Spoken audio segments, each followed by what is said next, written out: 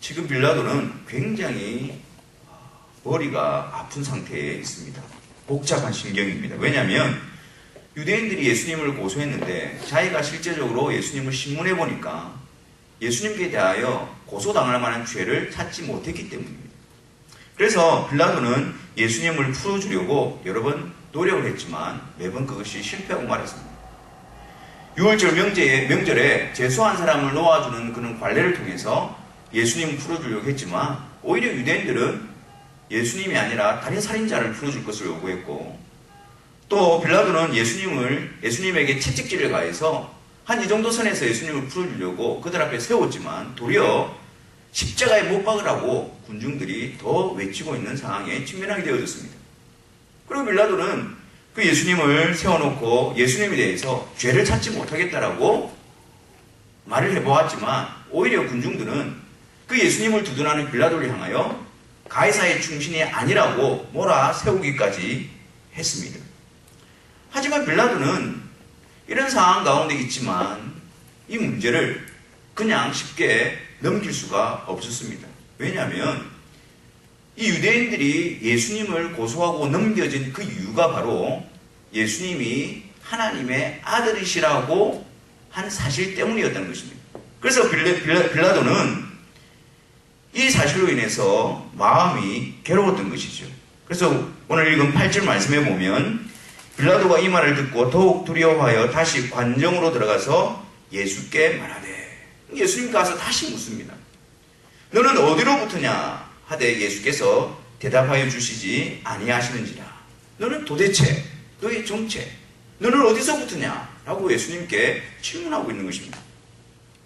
예수님께서 아무 대답도 하지 않으니까 이 빌라도가 10절에 내게 말하지 아니하느냐, 내가 너를 놓을 권한도 있고 십자가에 못 박을 권한도 있는 줄 알지 못하느냐.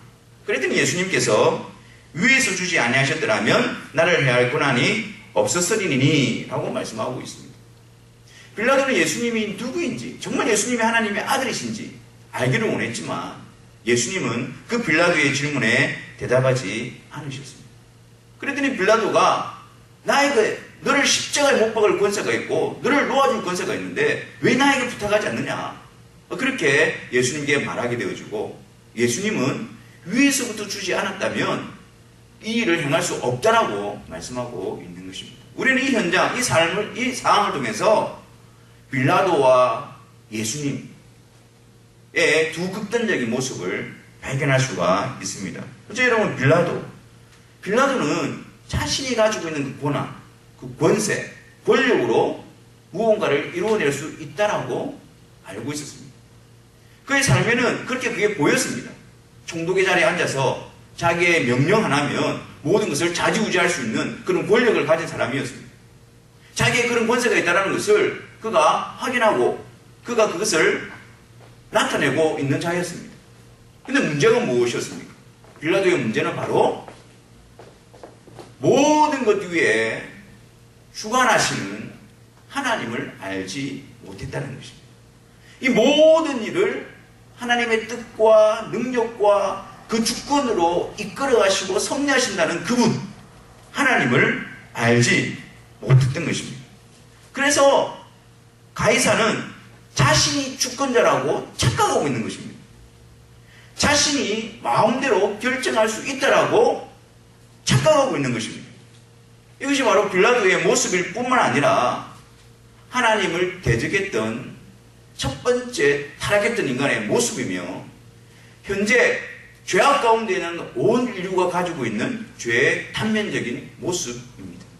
하나님을 알지 못하고 자신이 왕이 되어져서 자신의 주권대로, 자신의 결정대로, 자신의 소견에 옳은 대로 주관하는 자리에 있다라고 하는 착각, 그것이 바로 온 인류의 단면적인 모습이지요. 유대인들은 예수님이 하나님의 아들이라고 말하는 것에 대해서 신성모독이라고, 하나님을 욕되게 하는 것이라고 외쳤습니다. 그런데 그 하나님의 주권과 역사와 주관하심을 알지 못한 채 자신의 힘으로, 자신의 뜻대로, 자신의 능력으로 무언가를 이루어내려고 하는 그 자체가 신성 모독인 것입니다. 하지만 예수님은 어떠합니까? 예수님은 이 모든 것들이 아버지의 뜻과 주권과 역사심 가운데서 일어나는 일임을 알고 계셨습니다. 영원 전부터 성부 하나님은 성령 안에서 성자 하나님과 이 놀라운 비밀, 하나님의 계획을 공유하시고 나누고 알고 계셨습니다. 그래서 예수님은 이런 상황 가운데서 아버지의 뜻을 바라보고 계셨던 것입니다. 예수님이 직면하는 그 상황, 예수님이 눈앞에 보이는 그 상황, 제자들이 배신하여 다 떠나가고, 그리고 예수님이 힘없이 잡혀서 체포가 되어지고 신문을 당하고 능력을 당하고, 그리고 빌라도가 어떤 권세가 있느냐 자기 앞에서 그렇게 이야기하는 그런 상황 가운데서도 예수님은 그 상황 속에서 매여 있지 않고 그 상황을 통해서 주관하시고 역사하셔서 하나님의 뜻을 이루는 그 아버지를 바라보고 계셨던 것입니다. 그들은 지금 그 상황이 자신의 계략대로, 자신의 계획대로 어떤 힘과 권력으로 인해서 이루어져 가고 있다고 보고 있었지만, 예수님은 그 상황이 아버지의 뜻을 향해서 그 아버지의 계획이 이루어지는 상황으로 바라보고 계신 것입니다. 눈앞에 펼쳐지는 그 일 자체를 바라본 것이 아니고 그 일을 통해서 하나님이 이루어 가시는 아버지의 뜻과 계획을 바라보고 계신 것입니다. 그래서 예수님은 그 상황 속에서 원망이나 불평이나 그 상황 속에서 절망이나 낙담이나 그런 자리에 주저앉아 계신 것이 아니고 오히려 그 상황 가운데서 하나님의 뜻에 순종하는 자리로 나아가고 계신 것입니다. 예수님을 체포하러 왔습니다. 예수님은 거기서 벗어날 능력이 충분히 있으신 분이십니다. 하지만 하늘의 12영이나 되는 천군천사를 동원하여 그들을 이길 수 있는 능력의 주님이셨지만 그 능력을 사용하지 아니하셨습니다. 아버지의 말씀에 순종하기 위함이었습니다.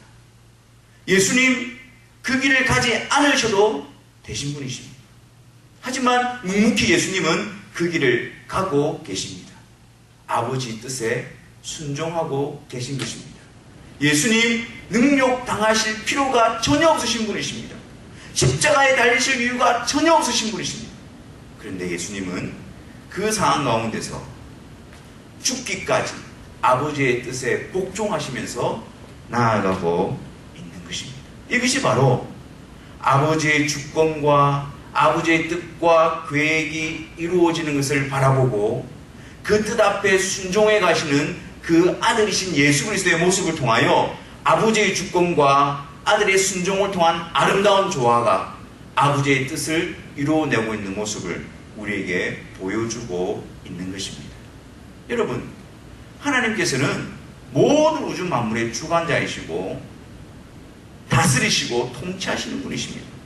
때로는 우리 눈앞에 보이는 상황이 불의하고 우리 눈앞에 펼쳐지는 상황이 이해가 되지 않는 상황, 우리에게 위협이 되어지고 위험한 상황이 닥친다 할지라도 여전히 하나님은 주권자로서 하나님의 뜻과 계획을 이루어 가시는 현장으로 사용하고 계시는 것입니다. 우리가 그 하나님의 주권을 믿는다면 우리는 그 현장과 그 상황에 매여 있을 필요가 없는 것입니다. 눈에 보이는 그 일로 인해서 우리가 낙담하고 좌절할 필요가 없는 것입니다. 오히려 그 아버지의 주권을 믿는다면 예수님처럼 그 상황을 통해서 나타내시고자 하는 아버지의 뜻을 바라보고 그 아버지의 뜻에 순종하는 자로 세워지게 될 때 그 현장은 아버지의 주권이, 아버지의 뜻이 순종을 통해서 열매 맺어지는 현장으로 만들어 가시는 것입니다. 이제 빌라도는 이 예수님을 그 군중들에게 넘겨주게 되어집니다. 빌라도가 개인적으로는 원하지 않았지만, 그리고 예수님에게 죄가 없다는 사실을 분명히 알고 있었지만 그 현실적인 문제 때문에 유대인들에게 예수님을 넘겨주게 됩니다. 유대인들은, 종교 지도자들은 기스가 등등하여 예수님을 받아서 그 예수님을 십자가에 못 박게 되어집니다. 여러분, 그들에게 끌려서 십자가에 힘없이 못 박히신 예수님을 한번 보십시오. 그 현장이 무엇을 보여주고 있습니까? 저들의 계략대로 드디어 예수님께서 누명을 쓰고 저들의 계략대로, 저들의 생각대로, 저들의 계획대로, 저들이 가진 권력으로 예수님이 십자가에서 달려 죽으시는 것입니까? 오늘 성경을 기록하고 있는 사도 요한은 그 십자가 현장을 통해서 우리가 주목해야 되는 사실을 나타내 보여주고 있습니다. 저들의 계략이, 저들의 생각대로, 저들이 가지고 있는 권력을 이용하여 자기들의 뜻이 이루어지는 것이 아니라 그 십자가를 통해서 분명히 보아야 될 사실로 우리를 이끌어가고 있습니다. 십자가. 십자가를 통해서 우리가 주목해야 되는 사실이 어떤 것입니까? 그것은 바로 예수님. 십자가에 달려있는 그 예수님이 하나님께서 구약의 선지자들을 통해서 약속하신, 보내시기로 약속하신 메시아 그리스도라는 사실을 나타내 보여주고 있는 것입니다. 무엇을 통해서요? 여러분, 예수님의 십자가를 한번 보십시오. 그 십자가에 달리신 예수님 머리 위에 패가 하나 달려 있습니다. 그게 무엇이라 기록이 되어 있습니까? 나사렛 예수 유대인의 왕이라고 쓰여진 패가 붙어 있습니다. 빌라도가 그렇게 하라고 명령했죠. 그것은 히브리 말과 로마 말과 헬라 말로 기록이 되어져 있습니다. 지금 이때는 6월절이기 때문에 유대인들뿐만 아니라 각지 흩어져 있는 유대인들이 지금 다 모여들고 있습니다. 그럼 모두가 다 그 십자가를 바라보고 있습니다. 그 십자가에 쓰여진 패, 나사렛 예수 유대인의 왕, 그것이 똑똑히 드러나고 있는 것입니다. 유대인들은 빌라도에게 항의합니다. 자칭 유대인의 왕이라고 쓰라 하라. 하지만 빌라도는 그것을 받아들이지 않고 나사렛 예수 유대인의 왕, 그렇게 패를 써붙이게 하는 것입니다. 하나님께서는 이 패를 통해서 예수님이 유대인의 왕이시라는 사실을 나타내고 계신 것입니다.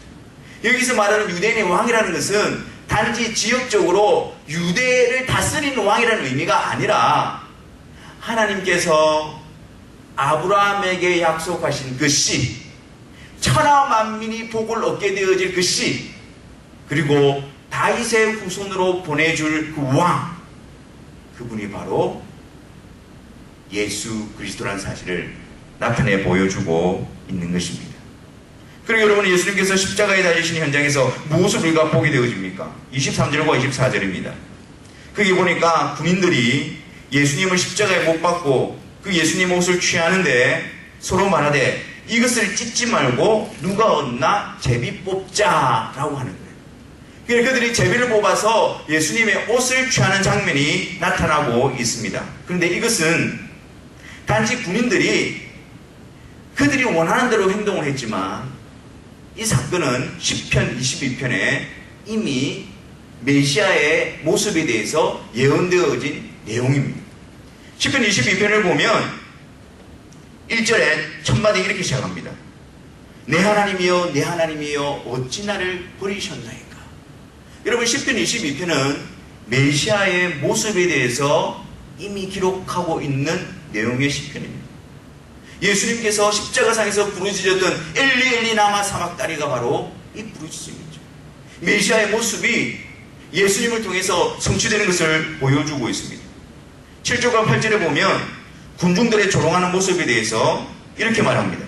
나를 보는 자는 다 비웃으며 입술을 삐죽이고 머리를 흔들며 말하되 저가 여호와께 의탁하니 구원하실걸, 저를 기뻐하시니 건지실걸 하나이다. 이미 예언되어진 대로 그 메시아이신 예수 그리스도 십자가를 향해서 군중들이 그렇게 말하고 있는 것입니다. 또 예수님께서 십자가에 달리신 장면에 대해서 16절에서는 이렇게 말씀합니다. 개들이 나를 에워쌌으며 악한 무리가 나를 둘러 내 수족을 찔렀나이다. 하나님께서 보내신 메시아가 손과 발에 못에 박혀 십자가에 달리실 것을 이미 예언하고 있는 말씀입니다. 그리고 18절입니다. 내 겉옷을 나누며 속옷을 제비 뽑나이다. 이 성경이 응하게 하심을 통해서 십자가에 달려있는 예수님이 바로 하나님께서 메시아로 약속하시고 보내주신 그분이다라는 것을 증거하고 있는 것이죠.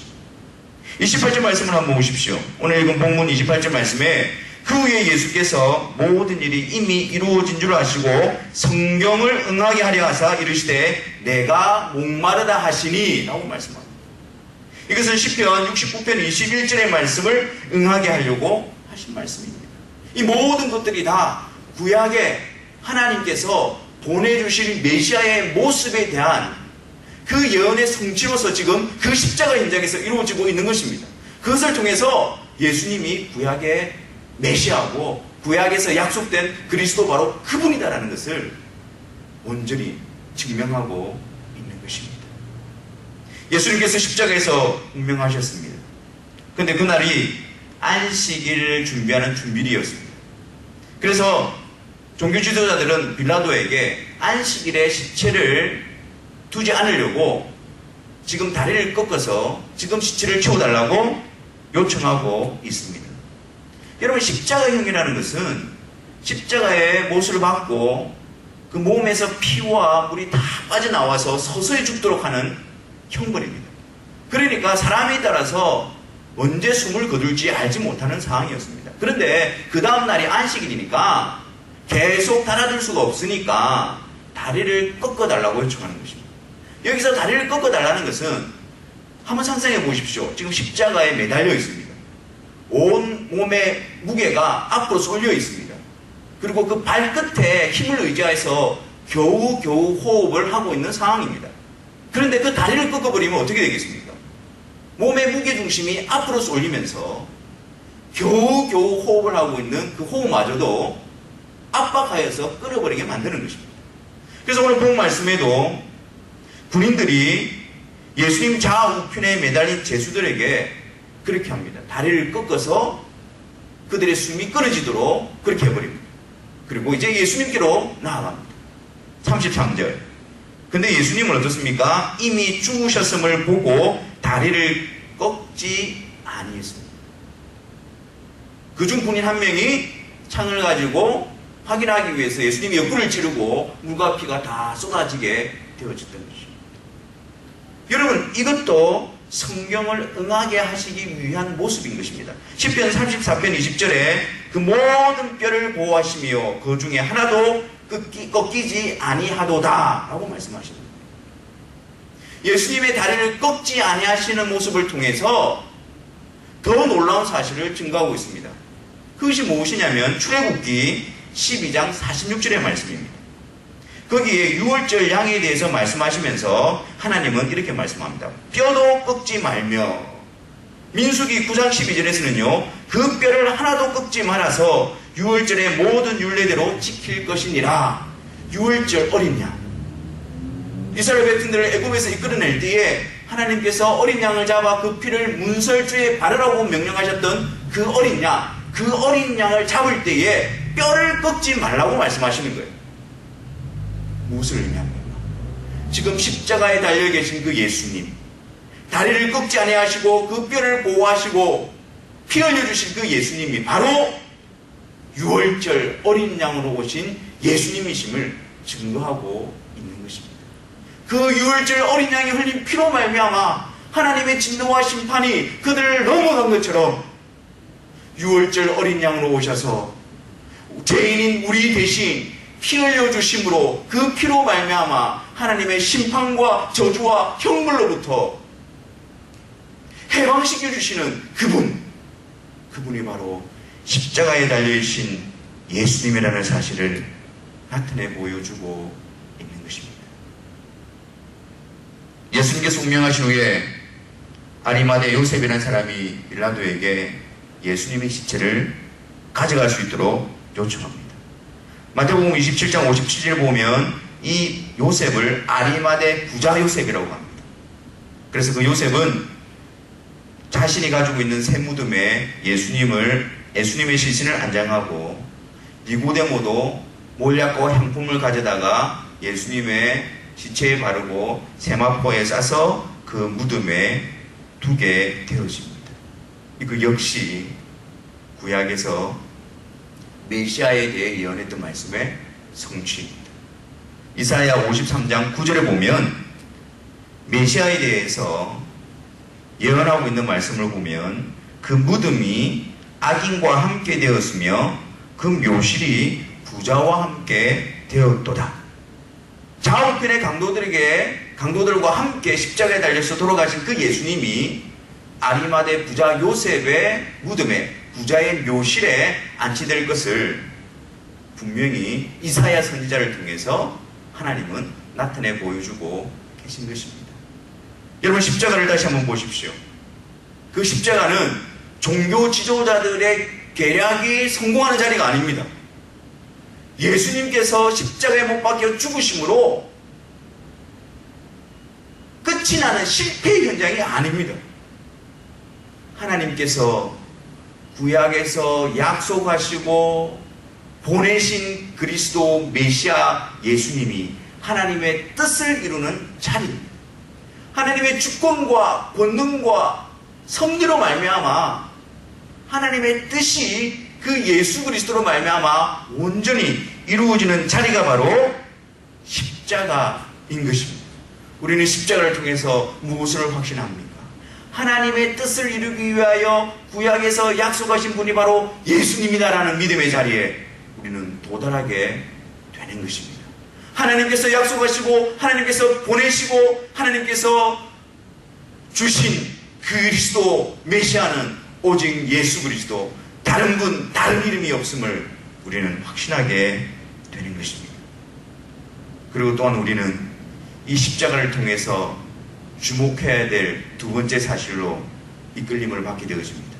무엇입니까? 예수님께서 하나님이 보내신 메시아이시고 그리스도라는 사실을 우리는 확인했습니다. 그러면 하나님께서 메시아로 그리스도로 예수님을 보내신 이유가 무엇일까요? 예수님께서 메시아로 그리스도로 이 세상에 오셔서 이루신 일이 무엇일까요? 오늘 본문에도 예수님께서는 30절에 다 이루었다라고 말씀하셨습니다. 그리스도로 구주로서 이 세상에 오셔서 다 이루셨습니다. 어디에 있어요? 무엇을요? 십자가에서 그 일을 다 이루신 것입니다. 십자가, 그것이 바로 예수님이 이 세상에 오신 목적이며 이유였습니다. 십자가, 그것이 바로 하나님께서 그 아들을 통해서 이루시고자 하는 하나님의 뜻이며 계획이었습니다. 십자가, 그곳이 하나님의 뜻이 온전히 이루어지는 곳이었습니다. 다 이루었다. 이 말씀의 의미는요, 온전히 다 이루었다는 의미를 이야기합니다. 더 이상 이루지 않은 것이 전혀 없다는 것을 의미합니다. 그래서 히브리서에 보면 예수님의 십자가의 죽음에 대해서 단번에 영원히 완전하게 이런 말씀을 사용합니다. 완전히, 온전히, 단번에, 영원히 이루신 자리가 바로 십자가였습니다. 그리고 다 이루었다는 말은 채무관계에서 사용되는 단어입니다. 무엇을 다 이루었단 말입니까? 우리의 죄의 값을 다 온전히 지불하신 것입니다. 그렇습니다. 하나님께서 구약에서부터 약속하고 보내시기로 하신 그 메시아가 예수님이시고, 그 예수님이 오셔서 십자가에서 이루어주신 하나님의 뜻은 바로 죄인들의 죄를 온전히 대속하시는 일이었습니다. 죄인들의 죄의 값을 완전히 지불하는 것이었습니다. 어떻게 해요? 자신이 대신 희생제물이 되시고 대속제물이 되셔서 죄의 형벌을 다 받으십니다. 죄의 형벌을, 죄의 심판을 대신 다 받아내심으로 그 예수 그리스도 안에서 더 이상의 정죄와 심판과 형벌이 없게 하신 것입니다. 이것이 바로 예수님이 십자가에서 다 이루신 일입니다. 이제 하나님께서는 그 아들 예수 그리스도께서 십자가에서 다 이루신 일을 통하여 죄인인 우리들을 불러서 의롭다라고 선언해 주실 수 있게 되었습니다. 그 아들 예수 그리스도로 말미암아 우리의 죄 문제를 다 해결하시고 우리의 죄의 근거를 소멸하시고 다 도말하심으로 말미암아 우리의 죄가를 동에서부터 서가 먼 것처럼 옮기심으로 말미암아 우리와 화목을 이루시고 임마누엘 우리와 함께 가하시는 놀라운 은혜를 베푸실 수 있고 베풀어 주시는 것입니다. 우리에게 베풀어 주신 이 놀라운 은혜 앞에서 여러분 우리가 무슨 말을 할 수 있겠습니까? 우리가 죄인 되었을 때에 하나님께서 그 아들을 통해서 우리의 죄를 대속하게 하심으로 그 영원한 생명과 하나님과 화목됨의 은혜를 베푸신 그 놀라운 사랑 앞에서 우리가 무슨 말을 할 수가 있겠습니까? 무엇이 그 하나님의 놀라운 사랑을 받은 나로 하여금 그 사랑 앞에서 찬송하고 감사하고 기뻐하고 경배하는 일을 멈추게 막을 수 있는 것이 무엇이 있겠습니까? 예수 그리스도 그분께서 십자가에서 이루신 그 일을 들을 때마다 우리의 상황과 우리의 형편과 우리의 감정과 그 어떤 것과 상관없이 우리는 늘 항상 그분의 십자가 앞에서 하나님 아버지께서 나를 향하신 그 뜻 앞에서 사랑 앞에서 영원토록 감사하며 경배하며 기쁨을 누리는 자가 되는 것입니다. 예수의 사랑만 생각하면 곧 다시 예수께 돌아오네. 그것이 바로 하나님께서 그 아들 예수 그리스도로 말미암아 우리에게 역사하신 놀라운 은혜를 누리는 자들의 모습인 것입니다. 하나님께서는 예수 그리스도로 말미암아 우리를 의롭게 하시고 그뿐만 아니라 우리들을 건져내어 예수 그리스도 안에 두십니다. 우리들을 이 세상 가운데 흑암의 권세에 죄와 사망의 법에서 건져내어 죄의 정도로 타던 우리들, 허물과 죄로 죽었던 우리들, 하나님의 진노가 합당한 우리들을 건져내어 그 예수 그리스도와 함께 연합시켜 놓으십니다. 예수 그리스도 안에 우리를 두십니다. 그래서 더 이상 죄의 근거가 남아있지 않게 하실 뿐만 아니라 그 예수 그리스도 안에서 우리들에게 영원한 놀라운 생명의 역사를 이끌어 가십니다. 성령님을 보내주셔서 우리로 하여금 하나님께서 그 아들을 통해서 이루신 그 일들을 보게 하십니다. 믿게 하십니다. 점점점 더 깊이 더 넓게 그것을 알게 하십니다. 그리고 그 놀라운 사랑 안에서 예수님이 나의 머리가 되시고 내가 예수님의 몸에 연합된 지체로서 살아가고 있다는 사실을 인식시켜 주십니다. 그것이 이론적인 생각이 아니라 우리의 저 현실이 바뀌는 생각이 아니라 그것이 우리의 현실이 되게 하시고 우리의 실제가 되게 하셔서 우리가 살아가고 있는 이 상황 가운데에 그 생명의 역사가 능력으로 나타나도록 우리를 이끌어 가시는 것입니다.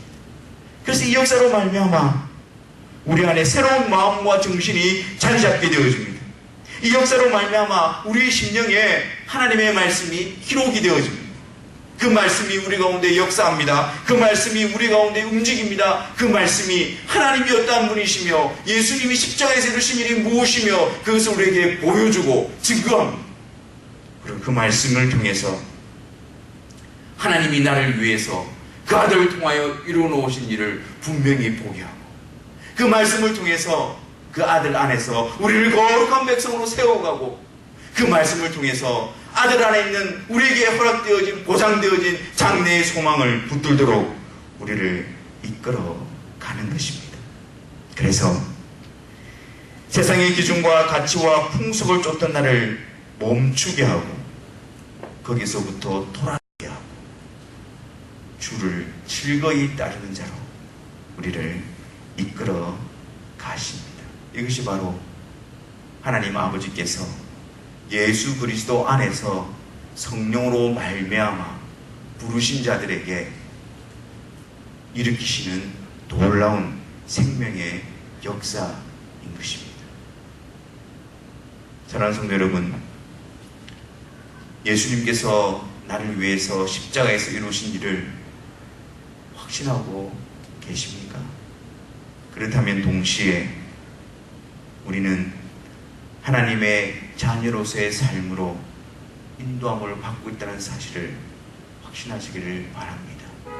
성령께서 우리 가운데 역사하여 주셔서 하나님께서 예수 그리스도로 말미암아 이루신 일, 그것을 확신하게 하시고 또 예수 그리스도 안에서 오늘 우리 안에 이루어 가신 일을 보게 하시며 그리고 장래에 예수 그리스도 안에서 영원한 나라의 상속자로 들어가게 하실 것을 우리에게 날마다 증언하시고 확신케 해 주시는 것입니다. 십자가의 사랑은 곧 성령의 사랑이며 예수 그리스도로 말미암아 죄와 사망에서 해방되어진 자는 오늘 예수님을 왕으로 섬기는 자이며 장래에 그 나라에 들어갈 소망으로 채워진 자인 것입니다. 기도하겠습니다.